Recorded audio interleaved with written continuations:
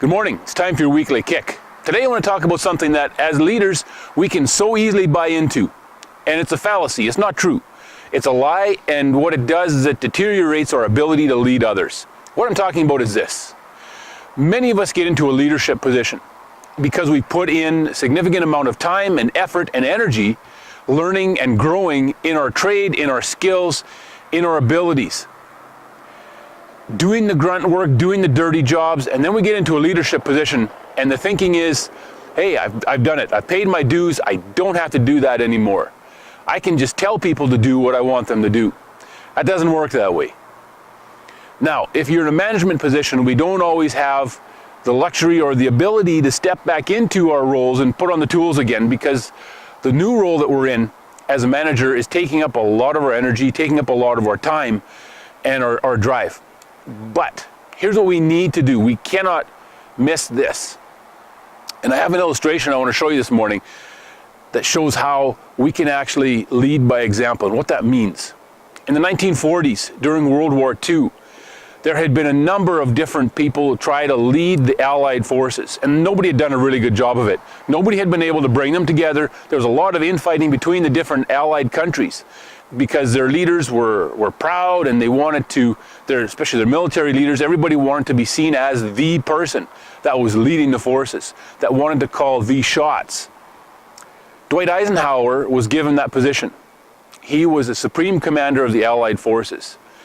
And he stepped into this role, and one of the first things he did is he called a meeting with his general staff from the different countries. And they were in a room, and he came in and he had a chain with him. And what he did, he threw it down on the table. Now, I don't have a table, but you can see a chain sitting here on the ground. It kind of blends in with the gravel. But here's what I want to show you this morning. How do we get this chain to go where we want it to go?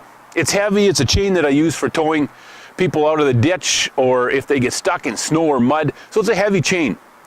How do we move this? What's the best way to move this where we want it to go? Well, if I want it to go over behind me here or in front of me, what do? Usually here's how, as leaders, we try to do it. We kick and we prod and we try pushing people to do what we want them to do. Oh, quality is the most important thing for us. You've gotta, come on, produce a quality product. Production is so important right now. We're behind. Let's get going, guys. Come on. Safety is super important. Come on, we got to do safety. And as leaders, we're pointing here, we're pointing there. Here's what you need to do. And I'm going to say the same thing Eisenhower said. That's not how we bring out the best in our people. Here's how we do it. We can expend a lot of energy trying to kick this chain where we want it to go, and it didn't work. It's still sitting pretty much where it was. It's just spread out more. If I was leading this way, it's very, very frustrating for me and the people that I lead, and very ineffective. Here's what we do. All it takes is grabbing one end of this chain, picking it up, and doing this. What you'll notice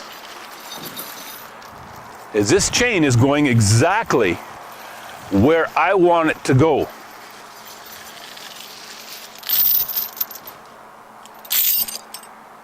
The chain did not ball up. In fact, I had kicked it and it was all scrunched and all over itself, and it was a complete mess. When I picked up that end and drug it behind me, it went exactly where I went. That's what leadership actually means, is that we lead. We're the ones in the front. We're not the ones in the back saying, do this, do that, go here, and trying to help people value the things that we're not valuing by our example. If production is important, then I need to be productive. People need to see me being productive. The people I lead need to understand that production is important because they see me producing consistently.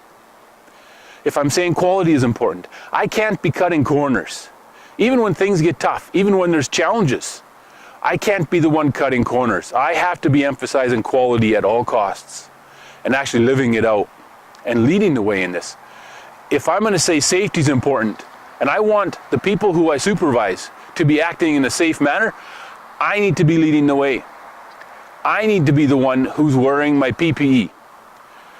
Even if it's uncomfortable, even if there are excuses I can make for not wearing it. I can't do that. Those of us in a leadership position need to understand that the only way we're going to be effective leaders is by leading the way.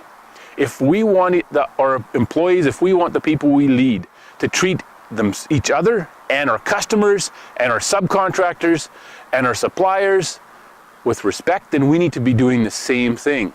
We need to be leading the way, not just saying, here's how you do it, here's what I expect, but here's what you do. Look at what I'm doing.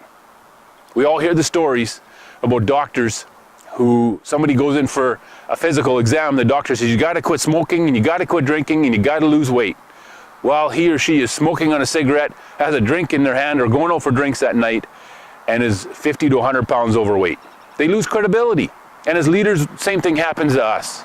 If we're not leading the way, we lose the credibility with the people who are following us. Don't be a leader like that. Be a leader who grabs the end of that chain and pulls people behind you. Don't push, pull. People are much more likely to follow us if we're like, hey, come with me, let's go, follow my example. Have a great week, and we'll see you next Monday.